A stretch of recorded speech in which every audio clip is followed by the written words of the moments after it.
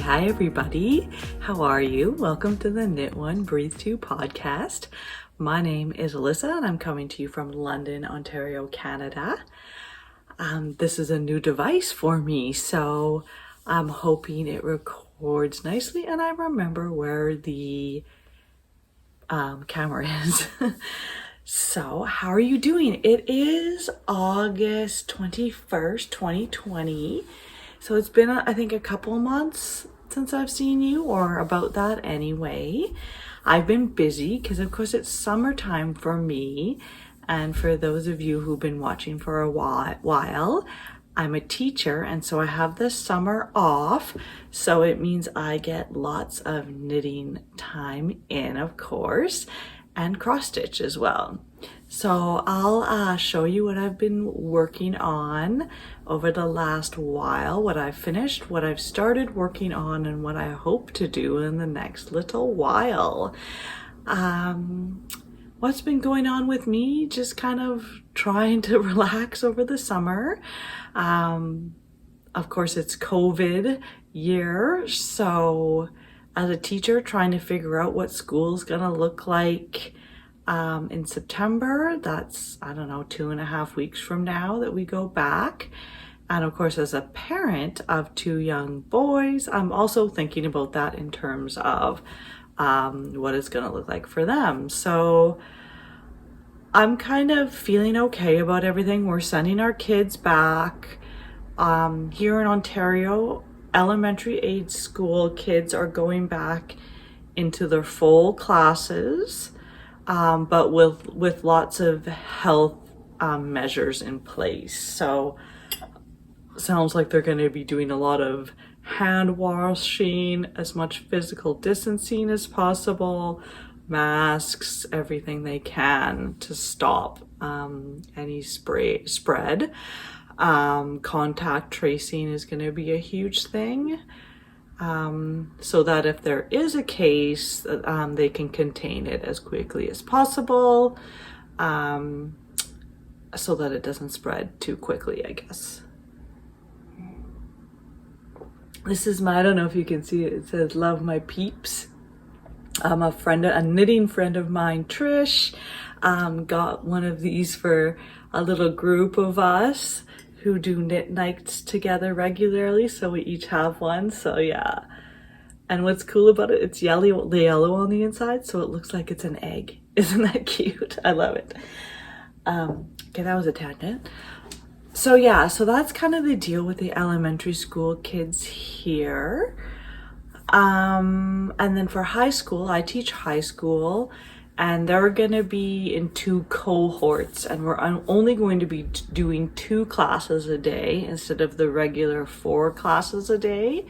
So they're gonna have 1 class in the morning, 1 class in the afternoon, but of course the classes are gonna be double period lengths, which means I'm only teaching 1 class at a time, which is going to be interesting. Yeah, we'll see how it goes. They're going to be in cohorts of about 15 kids each.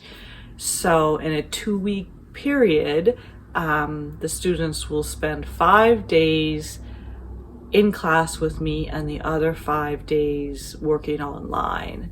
So I'm trying to figure out what needs to be taught in school, or what would be best be done in person, and then what can be done at home without much guidance from me.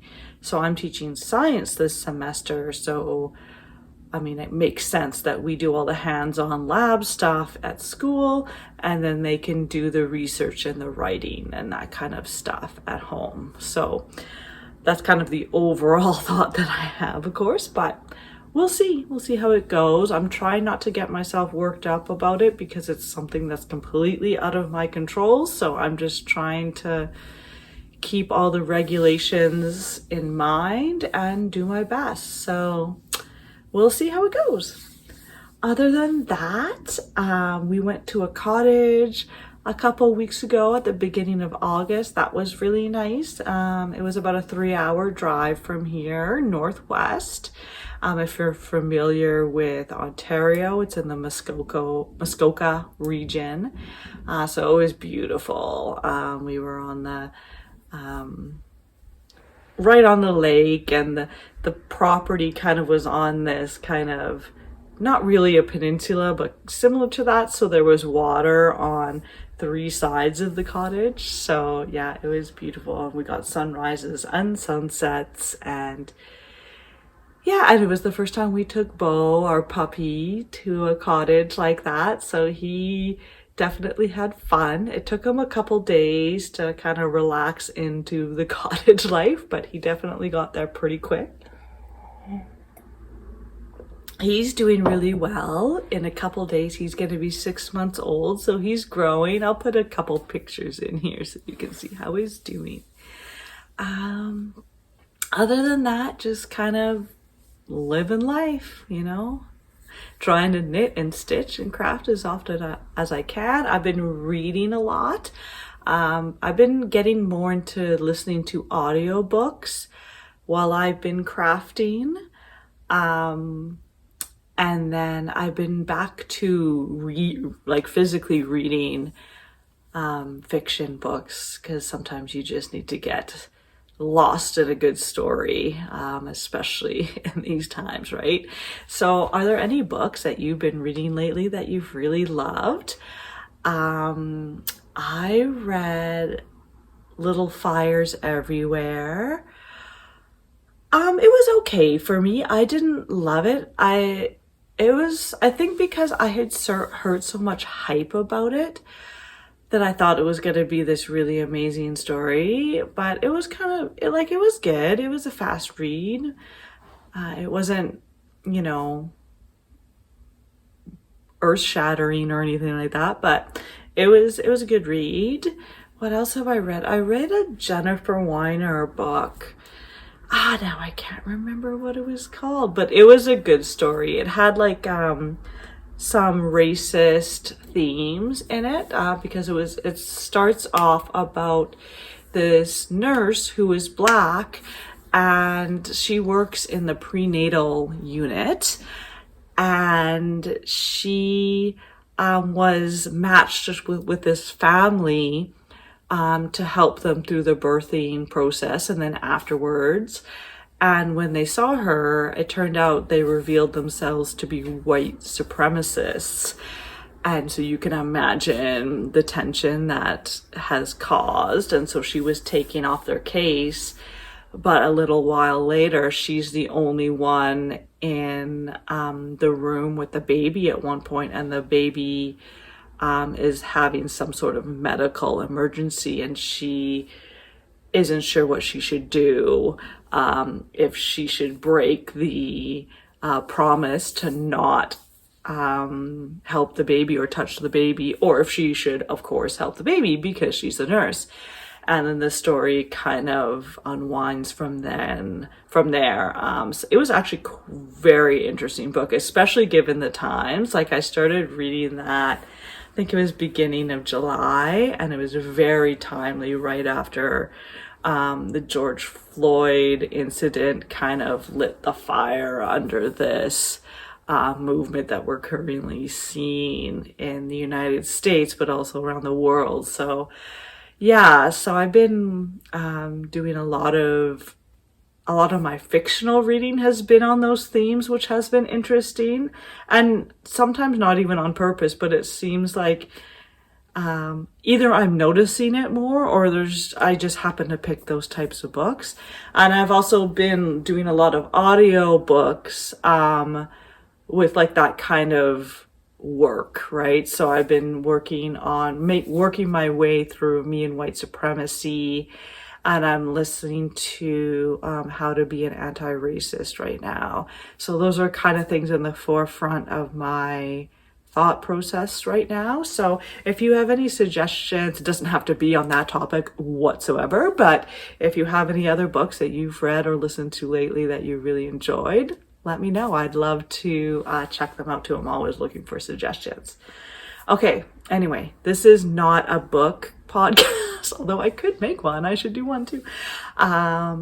Let's get to the knitting and the crafting, because I don't think there's anything else I need to share. No. So what have I been working on? So I have 3 finished objects since last time. Now, of course, 2 of them are small, but I don't care. They're counting anyway. So I have 2 pairs of socks. And the first pair are some shorties. Here's actually, I'll show you this one because it's actually full, this yarn. So this yarn is Regia in the Tutti Frutti line of colors. And this is the papaya colorway. Isn't it cute? So oranges and greens and yellows. And then this one I ran out of yarn. So I just found this yellow from my stash. This is actually dyed by Suzanne from Knit Stitch, which is one of my LNSs. So it just happened to work perfectly with the sock. And I figure, you know, I usually wear shorties around the house, so I didn't really care too much about the toe being different. Just a note about how I knit my socks, because you probably see that I do knit a lot of shorty socks. I don't necessarily follow a pattern, but if you want a pattern that kind of is similar enough to what I do, I definitely base this on the Rose City roller pattern.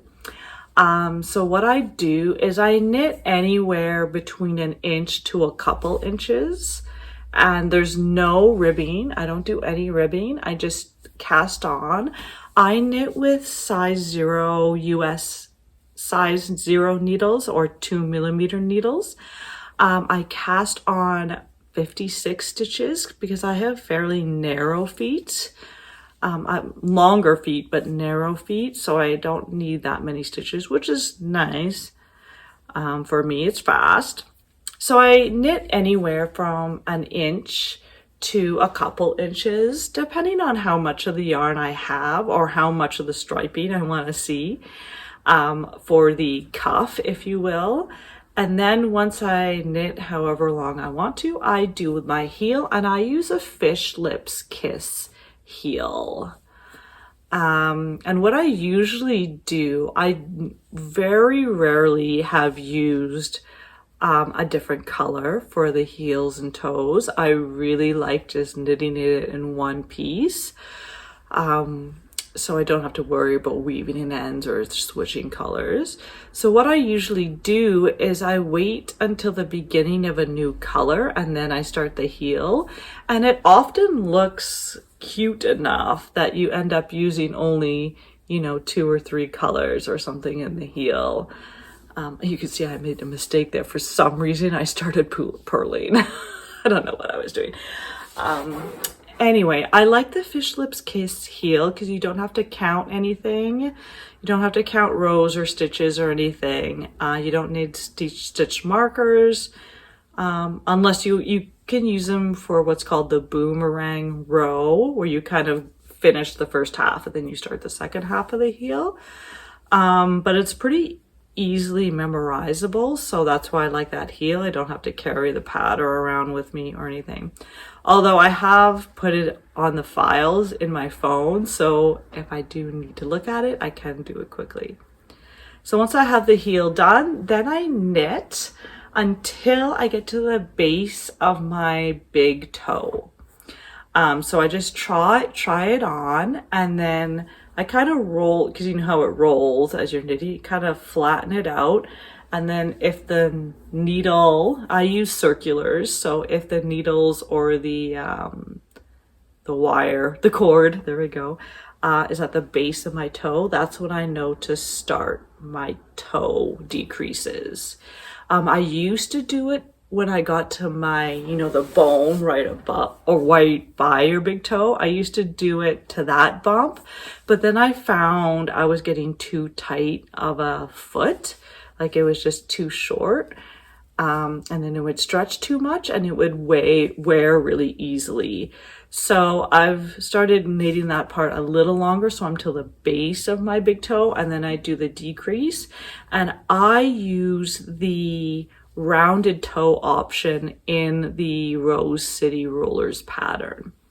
So that's how I knit the vast majority of my socks if I'm doing a shorty pair. If I'm doing a longer pair, then I do a ribbed cuff, and then I knit for about 6 inches and then do the same thing from the heel onto the toe. I love vanilla socks. I'm not a big fan of pattern socks, so yeah, I keep them easy. So yeah, so that's one FO. So my papaya socks. If you want more information about any of my knitting stuff, you can check out my stuff on Ravelry, and I'm under Plan Knitologist. Yeah, and I link those below. I link to my Ravelry page, my personal one, and also to the group page for this podcast if you want to check out anything that's happening. Although we rarely use that anymore, don't we? So my second FO was right after I finished my papaya socks, I cast on new socks. So these are Timber Yarns, and this is their colorway Sage. So it's a bunch of different grays and blacks, and then a bunch of different greens. Isn't that cute? So this one I used a longer cast on, not long, what am I talking about? Longer leg, I guess you want to call it, or cuff, but it still rolls down, so it's still a quite short sock. You can see how this happens quite a lot when I do it with self-striping dyed yarn, like hand-dyed yarn. I usually only get 2 colors on the heel, so it's quite cute actually when you only have 2 colors on the heel. Yeah, and then here's the other one. So another pair. I don't try to match my socks because what I do is I try to get 1 pair out of 50 grams at most if I'm doing shorties. That way, if anyone wants to do a trade with the other 50 grams, then I can trade those away, or I can use the other 50 grams for another pair or something like that. Yeah, so that's another FO. And then my last FO is the Hitchhiker. So I finished this. So last time I think I was about 20 rows in, so halfway or so, and I finished it. And here it is. This was a very nice rhythmic knit. Actually,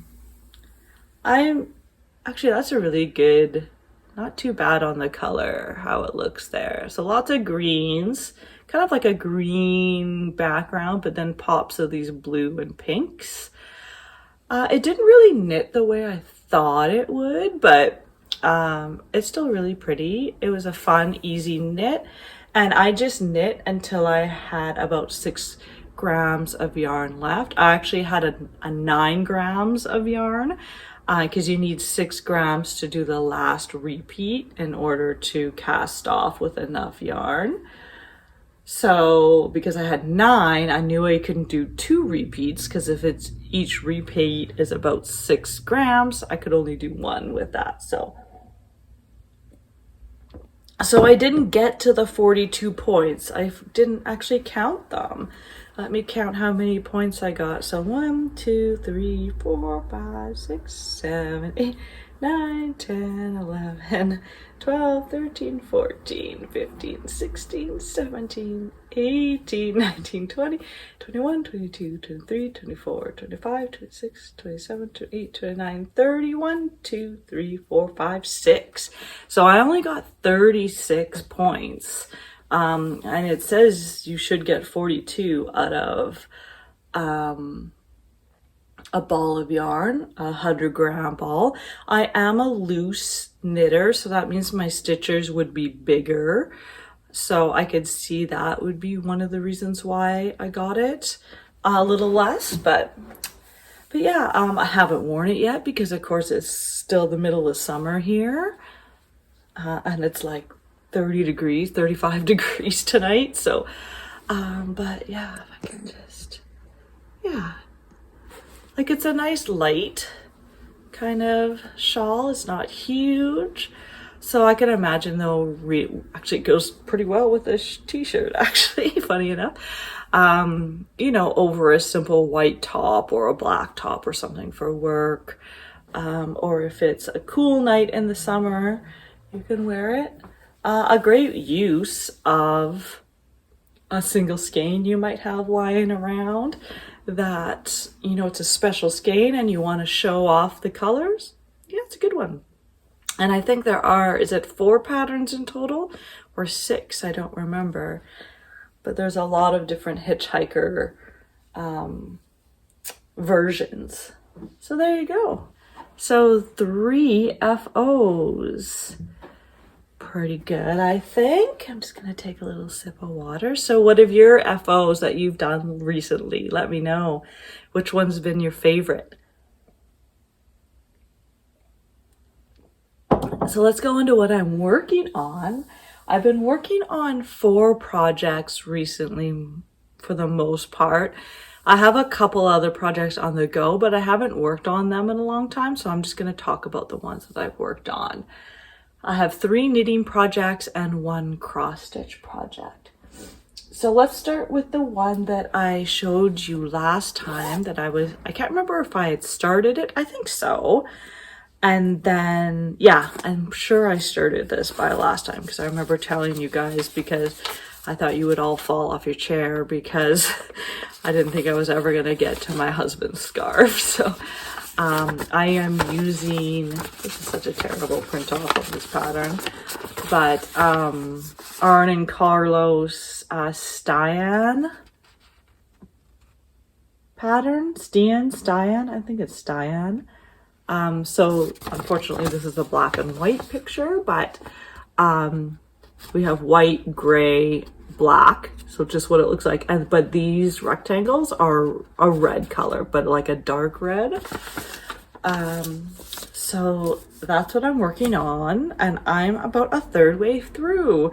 So my plan is to get this done for him for Christmas. I am using Knit Picks yarn. So I ordered I ordered this yarn a while ago. I think I'm using Knit Picks for the most part, and all my ball bands, are gone for these, but I'm pretty sure they're Knit Picks. So yeah, that's how much I have. So I'm about a third of the way through. So let's see, it's hard to see, but let's not have it fall off the needles. So I've done the first kind of black clump with the red, and now I'm going to do the middle one. So the middle one is basically a double of this. So I'm going to do this again, and then a couple rows of black, and then that again, and then it's going to mirror that on the other side. So I think it's going to be a good width. I think, you think of that times another couple of them, that'll be a good scarf width. And it seems, it's long. This is a 40-inch cable.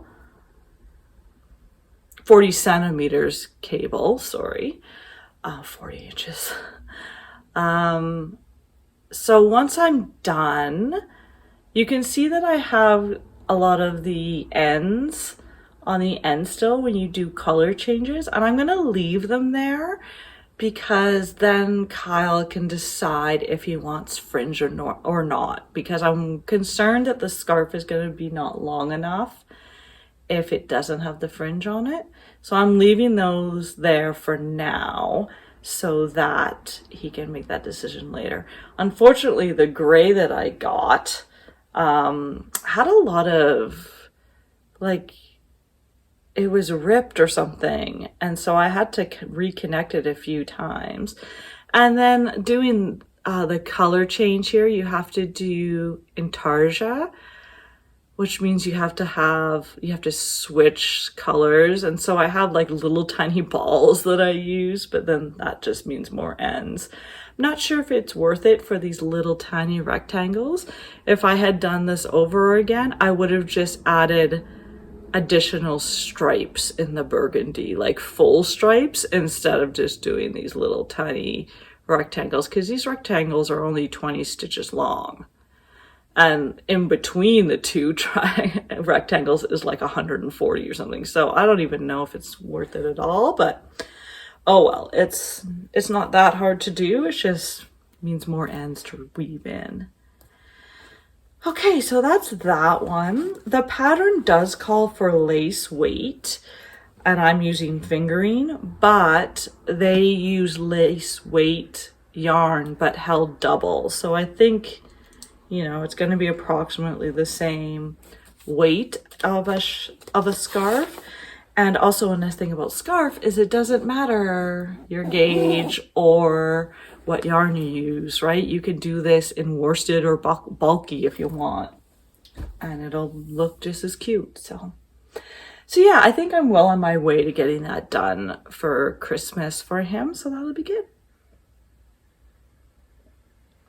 Okay, the next two knitting projects you didn't see because I hadn't started them, but I think I told you about this next one was going to be my next cast on once I finished a few projects, which I did.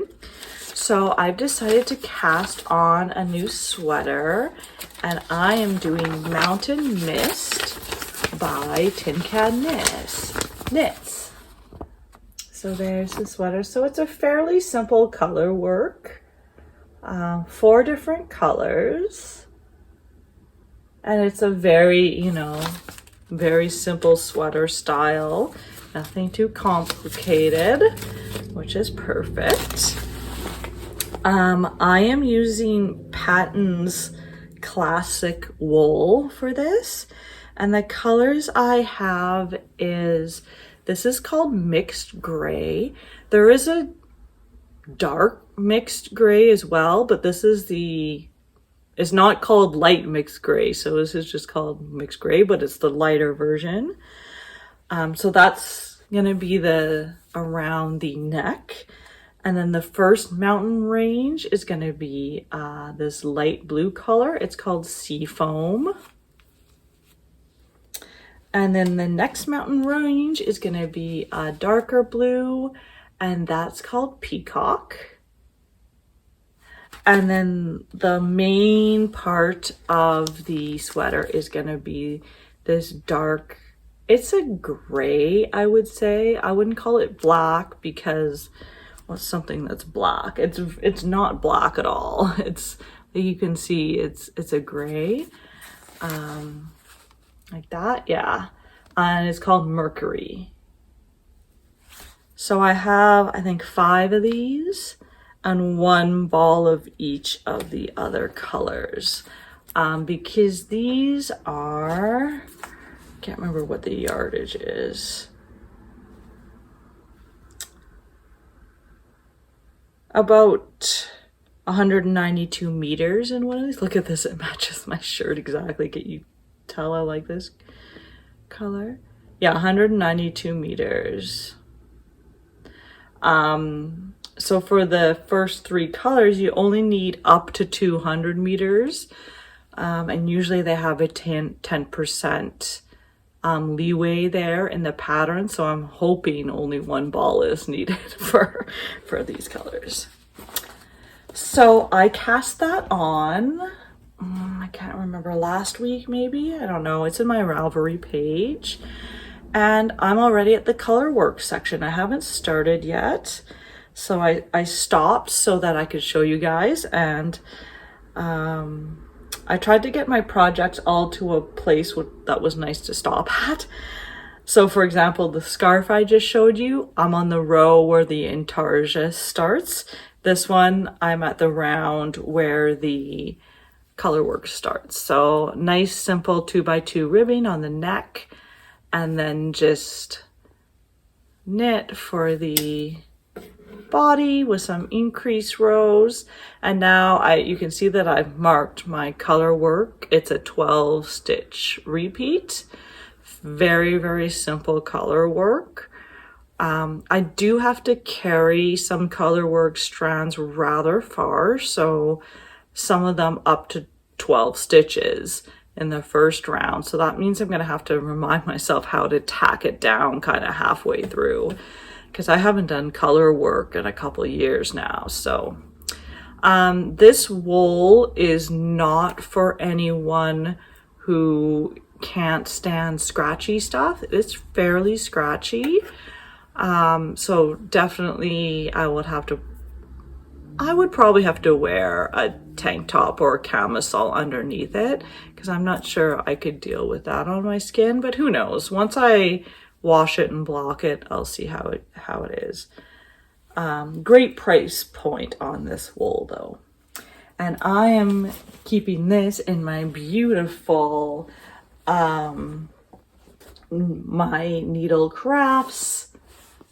This is actually one of her knit night bags, but it's perfect for a sweater. So I have all the balls in there, my needles, a little notions pouch.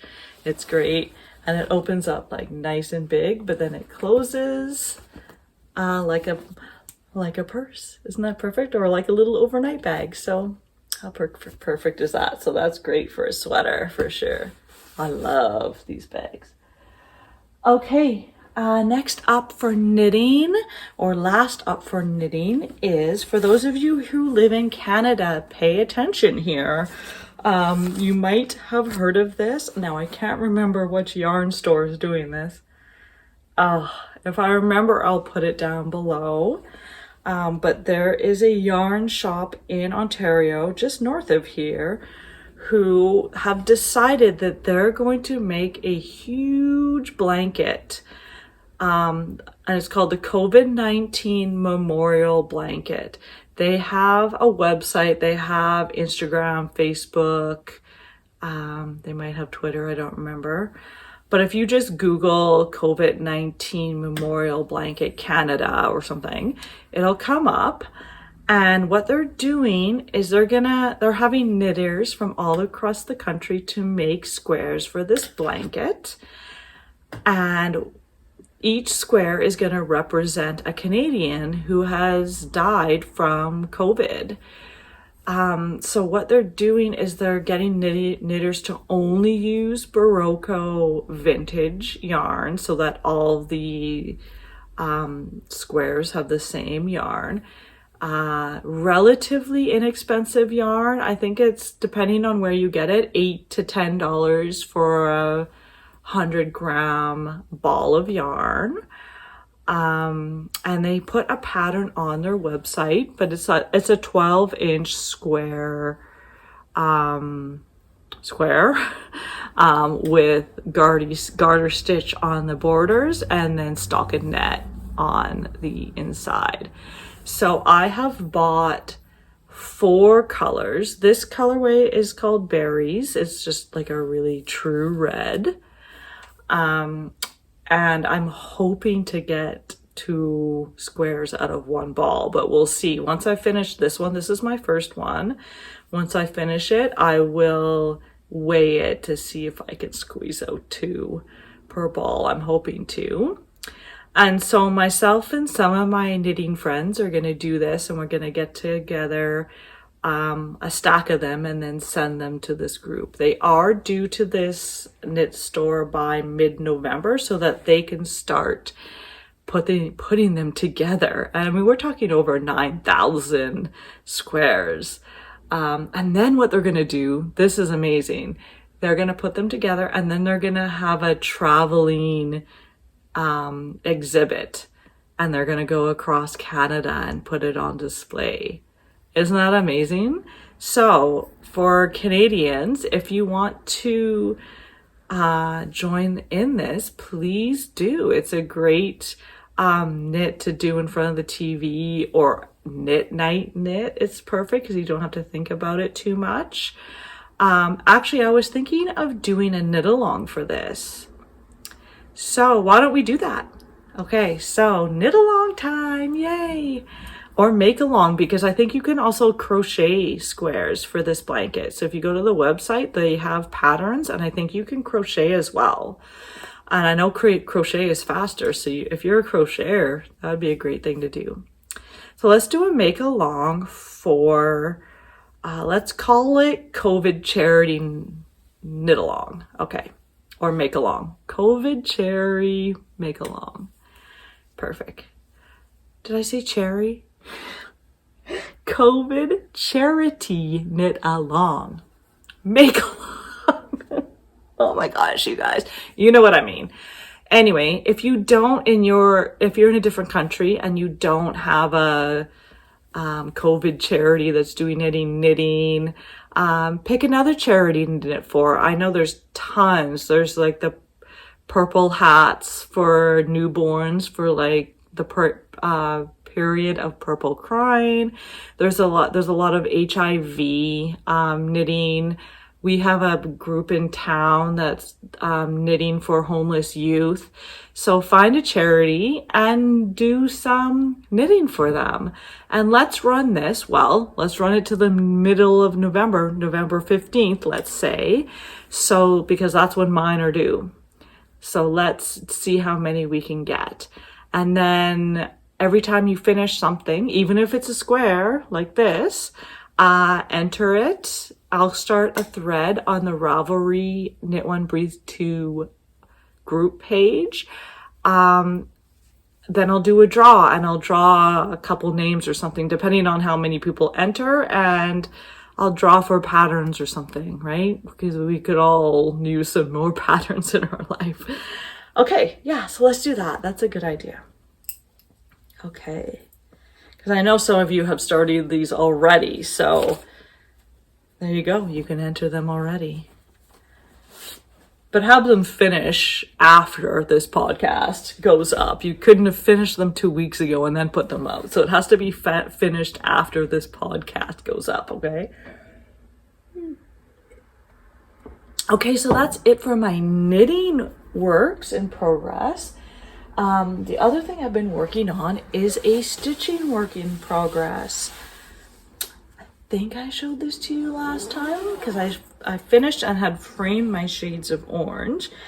Yes, I did show you this. So this is Bounteous Autumn by Owl Forest Embroidery. That's the wrong side. I can't say that word.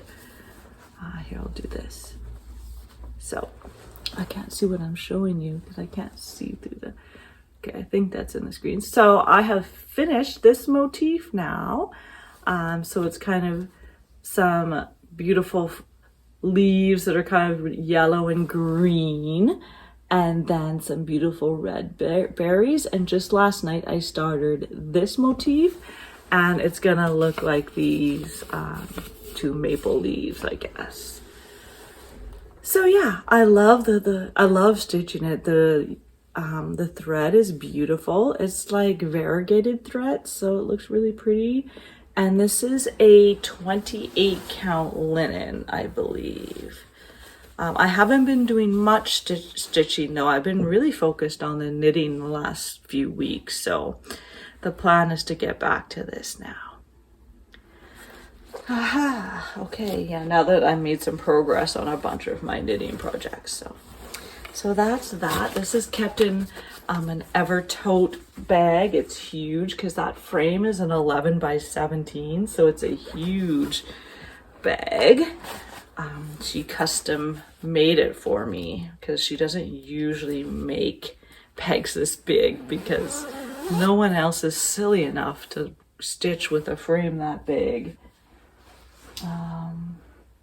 Oh yeah, and I forgot to show you in my the squares that I'm knitting. This is a Knits Best Thing bag. She makes great bags too. So this is a nice drawstring with some cherries. Cute. I do have 3 other colors that I picked up for the squares. A really bright yellow that's called Citrus, a dark purple called Black Currant, and then a light green called Kiwi. Yeah, okay, so that's it. As for acquisitions or stuff I bought, the only thing I've bought was the vintage yarn that I'm using for the COVID blanket squares. And then of course the pattern for Mountain Mist, because I didn't have that in my stash. So, but I did have the yarn in my stash. Yeah. So I've been busy. It's been really great. And I know in a couple weeks from now when school starts ramping up, I'm not going to have as much time. So it's been nice to get lots of stuff done. Okay, let's see. Is there anything else? I don't think so. We have the make along that I said, so let's do that. So from the time this podcast goes up till November 15th, if you finish some charity knitting, you can enter it in the thread on Ravelry that I'll start. And then I'll pull a name or two depending on how many people enter. We'll see. I'll kind of do that by feel as we go along, and get some patterns out to you guys. My last section is always the breathe 2 section. So what do I do to kind of calm myself and lower my anxiety, especially in times of crisis like we're having right now? Oh darn, I meant to bring the thing. So I'll insert some pictures here if I remember, or while I'm talking about them. So one thing I've been working with my therapist on is naming my feelings more specifically, so that I this is gonna sound weird, but so that I know how they feel. Like, you know when you feel embarrassed, you feel this, like maybe you get your face flushes, or you get a ring in your ears or something. Like, we actually have physical sensations associated with specific emotions, right? So that's what they're called. That's why they're called feelings. I just heard that like a month ago and it blew my mind, and I can't believe I never thought about that, because we physically have feelings associated with certain emotions. Anyway, back to the beginning of this. I've been working on naming my feelings more specifically associated with the physical sensations, so that I can be like, oh, I'm actually feeling agitation right now. I'm not just mad, I'm slightly agitated. And then I go, oh, okay. And then you can think about why and whatever and kind of go from there. But it's a really good point to start, like, just that kind of idea to name something kind of makes you realize what's going on or what you should do next. So a couple things I've seen is I saw on Twitter someone shared these umbrellas images. So you can think of each of our kind of overarching feelings, like sad, happy, angry, anxious. Those are kind of umbrella feelings, but within those we have different types of sadness, different types of happiness, different types of angry, right? And so under the umbrella, it has a bunch of different words. I've also seen this, so I'll share these images if I can, because I really like the umbrella one. I printed it out, and I might actually put it in my planner for work to have it at work, just so I can like remind myself, okay, maybe you're not super mad, maybe you're just like kind of agitated, and that's okay. So there's that version. And then my therapist sent me a feelings wheel. So it's similar, and I'll put an image in here as well. It's a circle, and it's cut into 5 or 6 sections, with the major feelings, but then in each section you write the kind of underlying feelings that go under the big groupings, right? And I think it's just one of those things that, knowledge is power, and you feel more able to deal with something if you can name it more specifically instead of this overarching, overwhelming thing. So I'm going to be doing that more often, just to kind of get more in touch with myself and my feelings, and like my physical feelings. So then I can be like, because sometimes, sorry, I'm going off on a tangent, but sometimes you feel the physical sensations first, and then you get angry and you're like, wow, remember when I felt like that really like stressed right here, and then all of a sudden I blew up at my kids? Oh, right. It's because that's the sign that I'm going to blow up my kids because I'm getting frustrated or angry or whatever, right? So anyway, it's a whole kind of chain reaction of things, but that's something that I'm going to be doing more of as I go through my life. Okay, so I think that's it for the week. Oh my gosh, this couple of months. because it's up to 45 minutes now. I hope you enjoyed visiting with me. I'm glad I got to visit with you again. Please let me know how you're doing down below. Let me know what finishes you've had lately, which one's been your favorite. Have you read any interesting books lately? And are you going to take part in my charity make-along? I would love to hear what charities you have in your area that you would like to knit for, or crochet, or sew for, right? Yeah, let me know below. So I hope in the period before I see you next time that you get lots of crafting in, but don't forget to breathe too. Okay, see you next time. Bye.